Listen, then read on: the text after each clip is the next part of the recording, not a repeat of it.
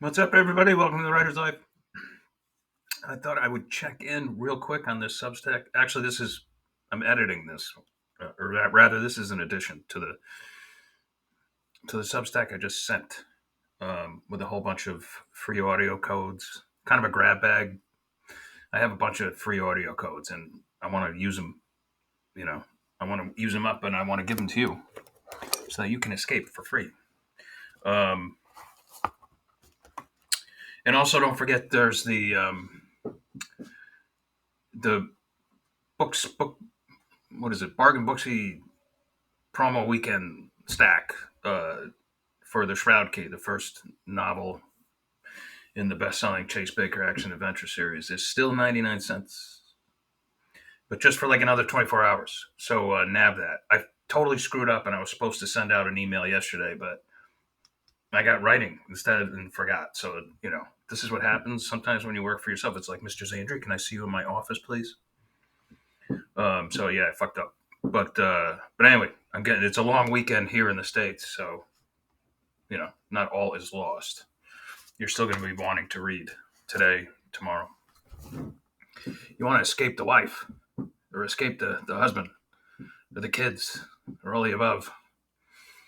Um, so, again, just another check in. I'm kind of gearing up to leave on Wednesday. I'll probably come to you guys from the airport Wednesday afternoon, late afternoon. And for sure, I'll come to you from Rome during one of my usual walks down by the Coliseum or whatever. And looking forward to that because I need to get out because it's been a hell of a year. I left Italy last late April, May 1st, sicker than a dog, not knowing quite what was wrong. And then when I got here to the States, I discovered the absolute worst thing possible that I was promptly diagnosed. And I haven't spoken about this as openly as I am right now, but I can now because it's over. But I was promptly diagnosed with lymphoma, and see, I have all these. These are like my ribbons from all the bloodlettings they've done over the course of the past 9 months.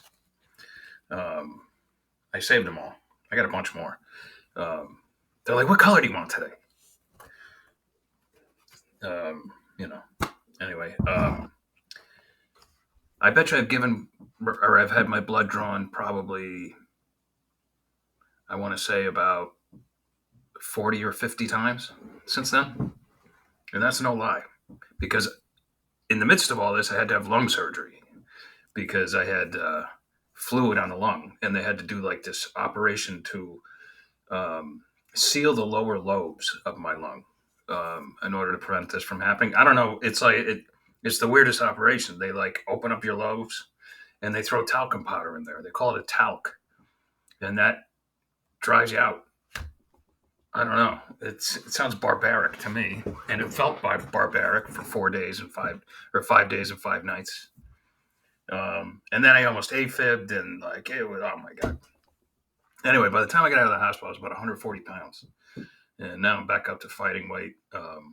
All the things that were sick with me uh, last year when I was in Italy are gone now, and my treatment's done. Everything's done.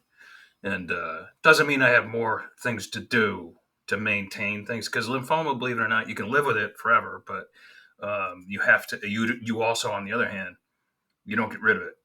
It's with you, and it's probably been with me for 20 years, and I just didn't even know it, or it didn't manifest itself until more recently, because old Vin's getting older, um, but not that much older. Just I'm still kind of hot, sort of, right?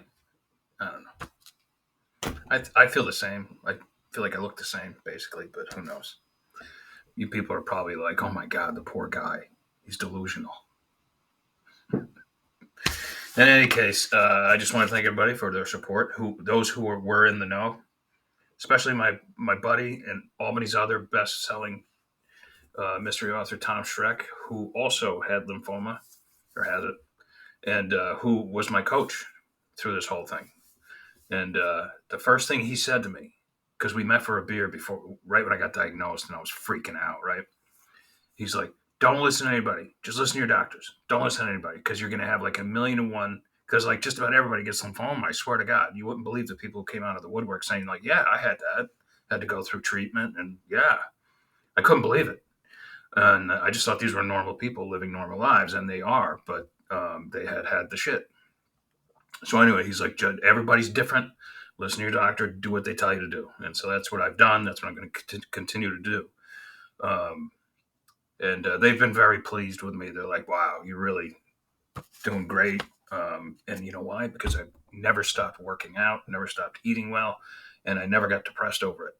Um, those are like three key things. Got to keep moving. Got to keep moving, and then you heal that much quicker. You get rid of those bad lymph nodes. Anyway, or you turn the bad lymph nodes into good lymph nodes, little good lymph nodes. Um, but Tom really walked me through it, and he's like, "Vince, you're not going to be puking all over the place." He's like, "For about 3 days, you walk around feeling like you got kind of a high grade hangover," and Tom being a beer drinker like me, and he's absolutely right. That's what it's like. It's like, so anybody who gets this, you are more than welcome to call me or DM me or whatever, and I will coach you through it. Um, I'd be more than happy to. It's not the end of the world, believe me. It's just one of those things. You'll get through it. This isn't like even 10 years ago. They have things now that they can give you that like help you out so much. And you won't miss work, you won't miss your writing, you won't miss your reading, you won't miss anything about your life at all. The only drag, if you want to call it that, is I had to stay basically home when I wasn't writing it. There was so many doctor's appointments every week, almost every week, and checkups and stabbings and whatever, that like I couldn't really go anywhere. Nor did I really want to. I wanted to just focus on getting rid of this, and then the time I had off from it, I just wanted to write, you know, and I'm glad I did. So now I'm getting on a plane, and I'm almost like nervous because like I haven't. It's like I've been in jail for 9 months. I'm being released, and I'm a little bit nervous about it. I'm usually used to this kind of thing, but I'm not. I got used to like being home. In any case, so that's what's been going on. So whenever I've said like I didn't come to you this week, because I had appointments, more appointments. That was the reason why, because I was at the doctor's all the time. Anyway, onwards and upwards, literally, wheels up. All right, so thanks everybody again for helping me out. And I didn't want to be that guy. Like I showed a photo or two of when I got my surgery, just because it was fun, and I was, like here I am out of surgery and I'm writing, so there's a lesson for you. But I didn't want to be that guy that was like, oh, woe is me, like another photograph of, doing treatment or doing this or in the hospital bed. Or I didn't want to be that guy because you know what? We all got our own issues. We all got our own problems. We all got our own crosses to bear. So I wanted to be more optimistic. And again, if anybody gets this, don't hesitate to contact me and I will coach you through it. All right, well, take advantage of all the stuff below. Do it now because it won't last. If you don't get a code for some reason, especially if you're a Brit, because I have a ton of those, DM me and I'll get you one to something. Because I got like I don't know, I think 60 of my books are in Audible. I don't know, whatever. I'll do my best.